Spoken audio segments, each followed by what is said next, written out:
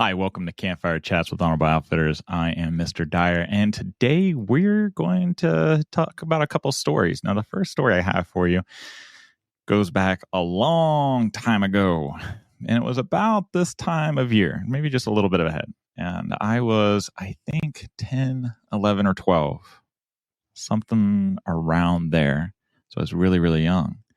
I went on a camp out with my troop. Now, my troop back then, we went camping every single month, one weekend every month. It doesn't matter if it was hot, cold, wet, doesn't matter. Now, the only month that may have been different would be December because of the holiday. But every other month, we'd go camping. And it was great, because I got all these memories, I got all these stories, and it kept me involved.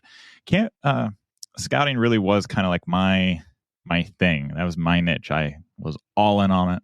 I loved hiking. I loved camping and everything. So that's kind of my start and why I'm here with you today. But I'm going to tell you two parts about my story that I will hope you can relate to and hope encourage you. I hope this encourages you, and with it you can relate a little bit and maybe guide you or inspire you to do something about this. All right, so here's the situation. So I was a little kid, and I went on this camp out. Now, this camp out we prepared the month before, so we knew exactly how to cold weather camp, what to bring, and make sure that we were safe. And the day comes, and the day happened to be kind of a wet day. The Friday, right after school, go get our stuff packed. Might have already had it packed, I'm not sure, but we throw it in the car, and we're on our way. And we go to this small local camp, and we unload right next to the camp master's cabin. The scout master is going to stay in the cabin, and we have two other adult leaders who are going to go with us. Now, we do not have any idea what the plan is. Only the adults do. Now, you may be wondering, okay, well, this is an interesting camp. What's the point of this? Like, are you guys just going and sleeping in a tent or something like that? No, this particular camp out was our wilderness survival camp. And there's not too many troops anymore and that really do wilderness survival camps in the winter. Now, back in the 90s, this was actually a fairly common thing around our area here in Ohio. There's lots of troops that would literally do their wilderness survival camp in the winter just because it really pushes you and it teaches you a lot of things. And I don't know, maybe the adventurous spirit was a little bit more vibrant back then.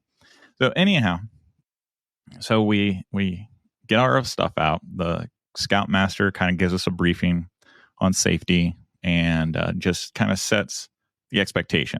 We don't know what's going on, but just kind of sets us up for the night, at least. You guys are going to go out, you're going to hike to where you're going, you're going to set up your camp, and you're going to stay there for the night. Okay, we got that. So we get our stuff loaded up on our shoulders, and we follow our two other leaders on our first hike. Now, we did a lot of hiking that weekend, and it was already starting to get kind of cold, in the spring. I think we did this maybe February or March. So it was kind of early spring, but it was still cold. And here in Ohio, February is always the coldest month. I don't know why, but February is always the coldest month.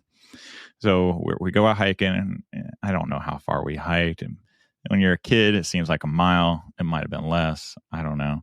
But yeah, we go out into the middle of these woods, not on any improved trail or anything, and we start setting up our camp. Now, our leader said you can choose any shelter that you want, but it's getting really dark, and you guys haven't eaten dinner yet, and you can't eat dinner until you have your shelter and until you have a fire lit. All right, let's get to it, right? So there's like 5 or 6 of us that came along, and we start putting our shelter together. What we decided to do was just a simple lean-to, because it was late. Lean-to doesn't require that many resources, and it does what it needs to. So for a basic shelter, it works. But of course, a lean-to, as we build it, even though we tried to cover up the sides, it is very open to wind. But, with our training, we figured out where the prevailing wind roughly was. It was out in the woods, so there's plenty of tree covers to kind of break up the wind anyways. But we tried to figure out where the best angle would be and all that. So we built this shelter. It takes about an hour and a half, really. When it was all said and done, gathering up all of the right logs and all the pieces of wood and stuff and building it, that's how long it took. And then we got to eat. Finally, a little bit of relaxation, right? Now, the food that we're eating are MREs, meals ready to eat, old military packets of food. Okay. So and it was good. Like everybody's kind of sharing the story the first time I ever had an MRE. And everybody's like, hey, what do you got? Oh, I got a pack of gum. Oh, yeah. What do you got? Yeah. So, anyhow, it was a good time. And we're settling down for the night. Now, the fire went out rather quickly. We couldn't find really any dry wood. So we're pretty much reliant just on our layers and what we had brought with us. Now, I brought my mummy bag, and the mummy bag was good to be around 20 degrees. And, there wasn't some like $200 mummy bag either. This is like what you consider big box store mummy bag. But it did all right, with enough layers and everything. I was fairly comfortable. I got up probably 3 or 4 times that night because my feet were cold, or I was cold, or maybe a noise woke me up. I don't know. But, I got up a couple times. One of the times I got up, I went out and I got to see this glowing fungus at the base of a tree. And I'm just like looking down because, that's what you do when you're trying to use the restroom. And I see this glowing fungus. I was like, whoa, that's too wild. What is this? Right. Do my business, go back to bed. Next morning, we wake up and we start packing things up, and we're starting to make our breakfast. And if I remember right, I'm not even going to add that to it because it's just a little detail. I don't remember what we had for breakfast, but it was pretty meager all in all. It wasn't like steak and eggs or something. But while we're sitting around, I'm telling the story, like, guys, I woke up last night and I found this glowing fungus, man. Like, it was the coolest thing. Like, what? No way. So then our day starts, and the whole day we're hiking through these woods, and we're pretty lucky with our adult leadership in our troop because we had one of our leaders was is an Army veteran, and he was really wanting us to earn the Ranger Award eventually. And the other person was actually his brother, and his brother is a wilderness expert, like legitimate. Skinny as a rail, very limber, has so much knowledge in his head about plants, tree identification, medicinal uses. Like, it is phenomenal, right? What this guy knew. So we're hiking throughout the woods, and we're practicing different first aid scenarios, especially. We're using compass and map. We're learning how to mark trails in a primitive way, and all these other things. And by the end of the day, though, like talking like 3 or 4 o'clock, everybody's tired. And one particular scout was just dragging tails. Like, I want to go home. I'm done. My feet are sore. And he's like in tears because maybe he had blisters or something. Maybe his legs are just sore because he was one of the younger ones. He's like, I'm done. I'm out. And we as a patrol had to do our job and help him, right? Because we are out in the middle of the woods. Like, no, man, you can't go home. You can't go home. This is during the time where there were some cell phones. The adults had them, maybe. I don't remember. But the kids definitely didn't have cell phones, right? So, like, can I go home? Can I go home? And the adults like, no, you're not going home. If nothing else, this is a great opportunity to learn what we've been practicing and what we can do about this, right? Because if you're really out in the wilderness, if you give up, well, that could be bad juju, right? And right now you have people around you who can help you and get you through whatever you need to get through. And that's exactly what we did. Like we told him, like, we can carry you if need be. We'll put a gurney together. And he didn't need that. He didn't. Never got to that point, but we pushed him and he made it. None of us were really happy that weekend. Like when we were doing it, there were like pockets of enjoyment, pockets of interesting things that happen. But when you're wet, you're cold, and it started snowing. It was freezing rain sometimes. It was just really sucky.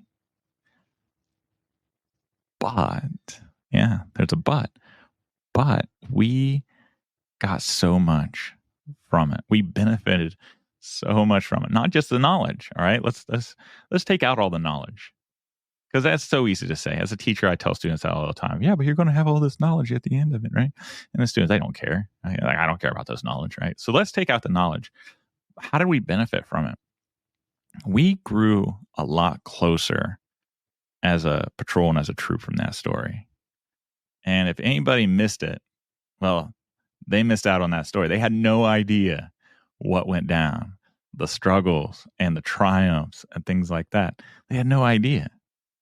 And we learned so much about ourselves from it, like what we could push through and what our limits really were, not our perceived limits, but what our real limits are. And we also, I think, got from it a sense of, I don't know what the word is, but achievement's not necessarily the word. We achieved things there, but just as a whole, we became better human beings from it. And it wasn't just because of ourselves, but it was because of the community. It was because of the group of people we were with, right? Like, I was not an expert in everything. I had to rely on others who knew something, who could help me with something. Trying to build that shelter, I could have probably done it. But remember, I said it took like an hour and a half for like 5 or 6 of us to build that shelter. If I had to do it by myself, think how long that would take, right? And sure, some of it was just discussing what kind of shelter to build, but a lot of it had to just go getting materials and building it in itself. So think of that. Now, I bring this up because we cannot know everything ourselves. We can only digest so much, right? We can only take in so much content, whether it be video content, auditory content, reading, like whatever you're digesting or whatever. You can only digest so much. Having others who may have digested something different and teach you is a shortcut. Like, it's a literal shortcut. Having people that you can rely on to support you, I mean, it's not cheating, but it certainly gives you an edge over other people, right? I didn't have to know everything. I didn't have to remember everything about the Wilderness Survival Merit Badge that we read and we practiced. Some things I forgot. Some things I remembered really well. But we had other members in the patrol and troop who could remember it, and we succeeded just wonderfully. If I had to do that by myself, then it would have been a lot worse. It would have been a much harder and possibly a terrible experience for me. But having 2 excellent leaders who supported us, having a group of other kids like myself who I could lean on for emotional support, moral support, intellectual support, etc., benefited me greatly. Now, as a teacher, peer-to-peer learning is extremely powerful. There's so many studies about that, and I've experienced it myself. When you pair a student up with someone who may be a little bit more knowledgeable about something, you as a teacher could tell that particular student who's weaker all the time, over and over and over again, it may be in 100 different ways, but having a peer do it, sometimes, well, actually more often than not, it really does support them. It helps them in ways that you just can't do it as a teacher. You just can't. So it's something that I think as adults we may forget, or maybe we just don't know and we don't realize it. But when we rely on others, instead of just relying on ourselves 100%, we can go a lot farther.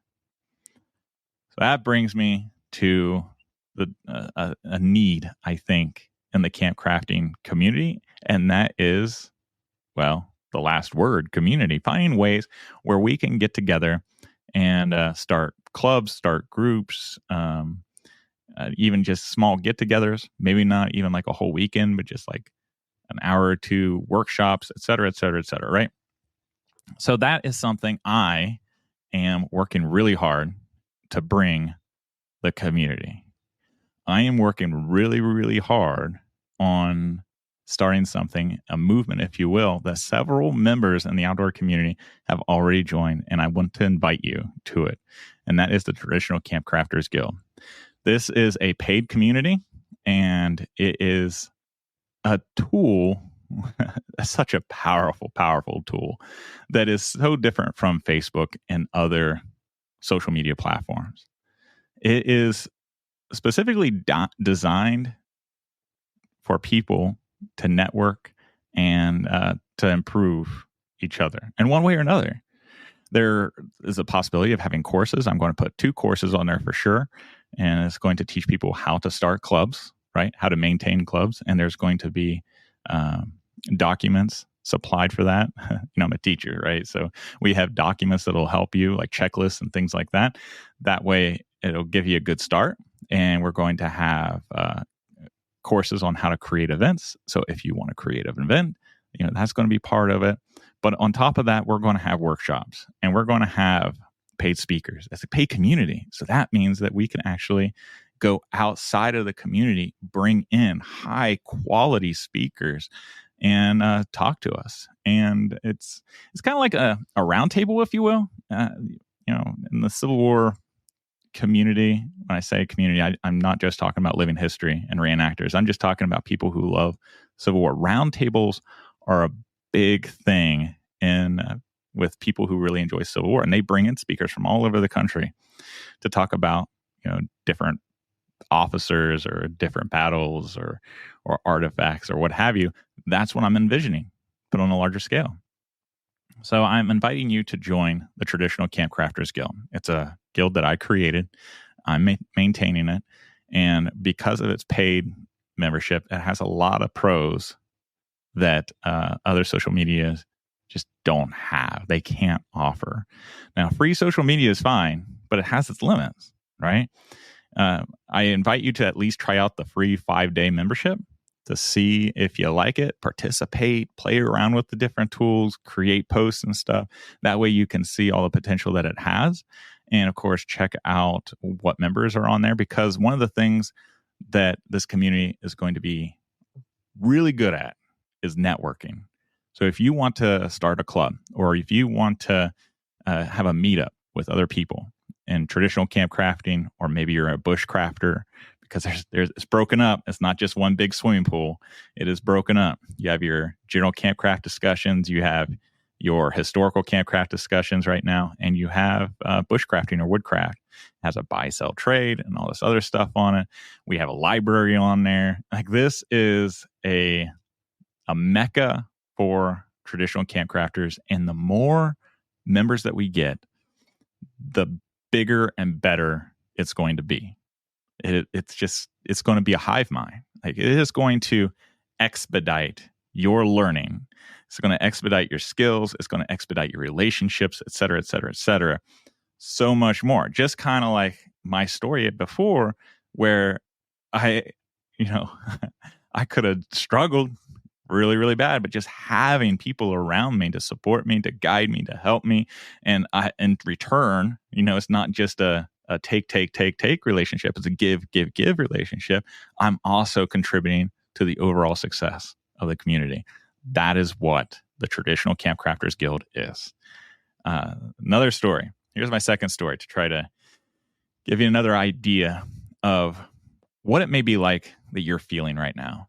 Okay. If you are someone who would like to get with other people, maybe you're shy, maybe you're an introvert, maybe you're an extrovert, you just don't know how to do it, or you don't know other people. I know lots of people who like to camp, but their family just doesn't like to camp. They don't, or vice versa, with bushcrafting or anything else. So maybe you need help finding your people, and that's what this group's all about. So here's my story. I'm 14 years old. It's 1999. And I earned my Eagle Scout in 1999. And it was fall camporee. So it was in like October or September or something like that.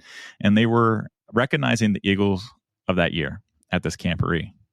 One of the special things they had there was a Civil War reenactment group to present these certificates and just acknowledge, the Eagle Scouts. Now, I gotta tell you, man, I've always been fascinated with the Civil War, at least as far as I can remember. And I met reenactors before.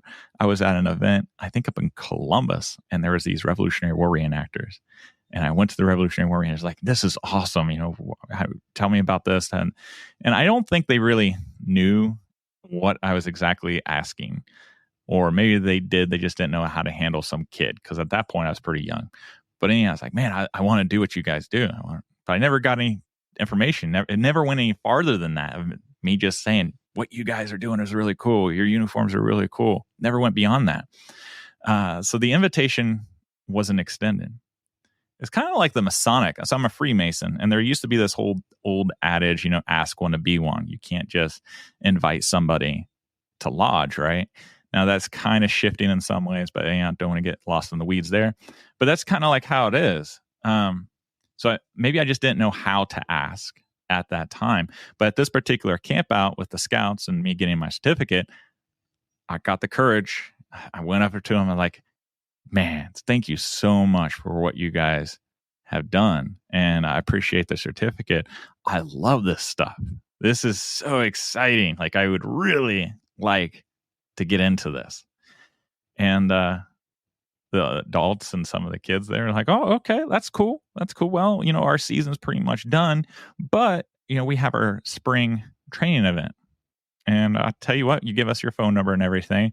And when we get the details, because we're still planning it out, we'll let you know. I'm like, all right. So I give down my phone number. And I didn't have a cell phone, right? This was before cell phones. So out of the blue, my parents get this phone call. And I don't remember if they answered it or if it was on the voice machine back then.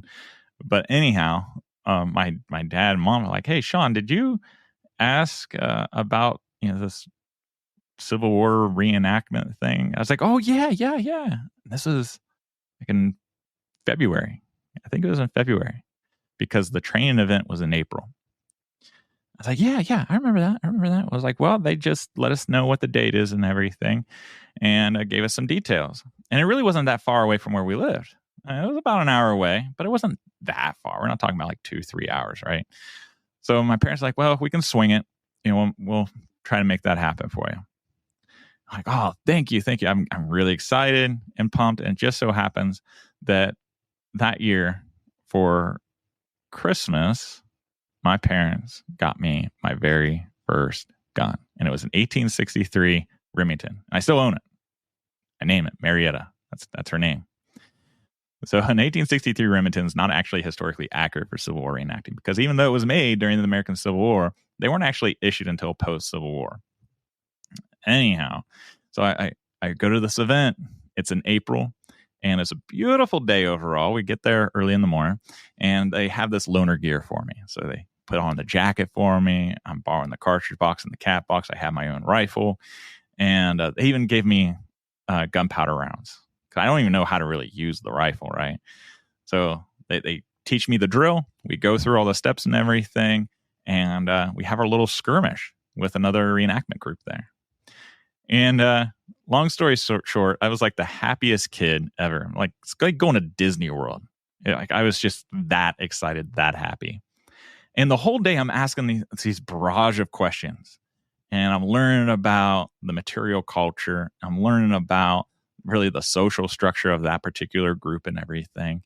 And in the end, the day's done. I have to give my uniform back and everything. And my parents are saying, man, did you have fun, Sean? Oh, yeah, I loved it. This was the best. Thank you so much for bringing me. I appreciate it a lot. And younger people, because there's, several younger people in the group, they came along my age and say, hey, can he stay the night? My parents are like, whoa, I don't know about that. Like, he's just here for the day. We don't have a sleeping bag or anything else. And it's going to be cold tonight. And the kids are like, no, we got it. We have extra stuff for him. And some of the adults from the group said, yeah, we got extra blankets. If he wants to stay, let him stay. That'd be fun. That'd be perfectly fine. We'll feed him and everything. And my parents talk it over for a few minutes. And I'm just like, big doe-eyed. Like, please. And in the end, they say, yeah, they give me the okay. And I'm so thankful they did that because it literally changed my life. That's why I'm here today talking to you and all this stuff behind me and teaching you guys about history, because it literally was a pivotal moment in my life and impacted me greatly. And that night, I froze to death because they didn't have a sleeping bag. I just got like these cotton comforters, these extra cotton comforters over me. And I must have got up probably like 5 or 6 times that night to go by the fire and try to warm up. I thought I was going to freeze to death because it got down in the low 20s that day or that night. It was crazy, right? It was absolutely crazy. And anyhow, get up the next morning. I eat breakfast with him. We do a little bit more training. I learn a little bit about the artillery cannon and how it all works and the drill with that. And I had to go home. And if it wasn't for that group, first of all, inviting me, but also supporting me in lots of different ways. They supported me with material goods, right? They supported me with intellectual goods because they were teaching me how to do all these things. They were very welcoming. They were very excited to have me there. And they actually followed through with the invitation, right? They followed through. And it's moments like that that make me think about how important a community is, how valuable having others to support you, to give you what you need, and just really build that sense of a group, like a family mentality, right? I've been involved in scouting. I've been involved in living history. And even though scouting is like a small family, like our troop, our pack, or whatever, is like a small family. And sometimes you may have brother troops that extend some of that same family feeling. It doesn't really go beyond your troop, right? For the most part. Sometimes it's a little different, but for the most part. But my experiences in Civil War reenacting is so different. My experiences in early 20th century camping has been different than that. Like as soon as you go to an event, like your family, like everybody's like waving, you're sharing coffee. You might walk by with a cup of, with your cup, and someone's like, "Hey, would you like a cup of coffee?" Yeah. And you go over and they pour you a cup of coffee and you just start talking. Maybe something happened on the battlefield during a Civil War reenactment and you see that same guy that you shot at, 20 minutes before, and you're having a big laugh. One little side story. I was at a reenactment. I'm doing my medical impression, and I'm Union, and there's this Confederate soldier, and he's pretending that he's dying. He's like, "Oh," right, and I'm trying to give some aid to it, and the public could see it, but not really all that close. Like we're pretty far distance. And it's like, "Don't you die on me! Don't you die on me!" And I literally kind of gave the guy a slap across the face, to kind of jostle him because he was like fading out, so to speak. And he was so shocked. And honestly, I thought like, oh God, I might have went too far on that one. But after the battle and everything, he came up to me, shook my hands, like, "That was so good, man. Thank you for that. That was such a great experience," and all this other stuff. And that's the kind of relationship and camaraderie and fun that I see this traditional campcrafting guild do for people. I think this is a start of a movement. And I want you to experience some of those great things that I've experienced, that sense of camaraderie and family and shared interest and excitement, like literal excitement, because there's no better feeling in the world than being around your people. When you're around your people, you're at your best. There's just something about it. And we want to be home for you. We want you to join us. It's a professional group. It's it might be considered like family friendly group, right? But it's a professional group. So, keyboard warriors and trolls and things like that, that's not welcome. And it's going to be about bettering each other and bettering ourselves. And we're going to have paid speakers come on once the group grows and we get the funds in there. We're going to put the funds back into the group. So it's going to have like that Civil War roundtable feel. We're going to have courses on there. Some are going to be free. Some are going to be paid. We're going to have what would you call them? I guess live. We're going to have live streams, right? As part of it. Workshops. That's the word I'm looking for. We're going to have workshops on there. Eventually, we're going to have summits. So that means we'll like break out into different rooms. It's kind of like a little video conference, right? And once things get really going, we're going to have literal conferences and summits and get-togethers. And I'm going to support people and putting them on. And hopefully eventually I'll even be able to put on my own, right? As people start joining, and locally, people will be able to get together and find each other. It's going to grow. And that's where the networking comes in. That's where the education side comes in. And it's going to be a great thing. And I would love for you to be a part of it. If you're interested, check out the description box below or check out the video description, because it's at the ground floor. It's only going to get more expensive. Years go on, inflation goes on. But once you join, you're locked into that price point forever. That's it. Like you're golden, right? So I hope that excites you. I'm excited. I'd be excited to see you on there and talk to you in person. It has a free 5-day trial. So after 5 days, if you're looking around like, I don't really think this is the thing. Right now, it's brand new. We have a pretty small group right now, but it's going to get bigger. And you and your voice and your experiences and everything's very valuable. We'd love to have you be a part of it with us. So thank you so much for listening. I hope you guys have a wonderful week, and give a kiss note to your loved ones. And I will see you guys next time. Take care.